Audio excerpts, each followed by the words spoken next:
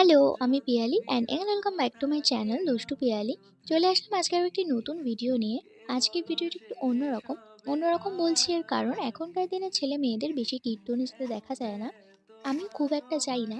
কিন্তু আমাদের বাণীপুরে হরিসভা মন্দিরে প্রতি বছর কীর্তন হয় আর আমি সেখানে যাই প্রতি বছরই।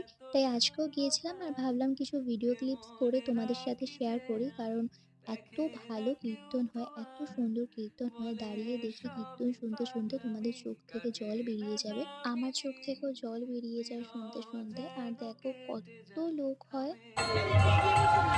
আজ আজ তুই আমাকে বুঝিয়ে দিলি এই সংসার, এই সম্পদ ঐশ্বর্য বাবার যাওয়ার অনুমতি।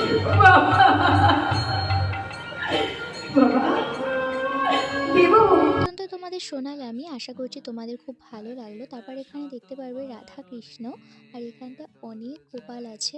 কীর্তন থেকে বেরিয়ে আমরা আরও একটা জায়গায় গিয়েছিলাম, সেটাও তোমাদের সাথে শেয়ার করব। আর সেই ভিডিও দেখতে হলে আমার চ্যানেলটাকে কিন্তু সাবস্ক্রাইব করে রাখতে হবে। তো আজকের ভিডিওটা এ পর্যন্তই।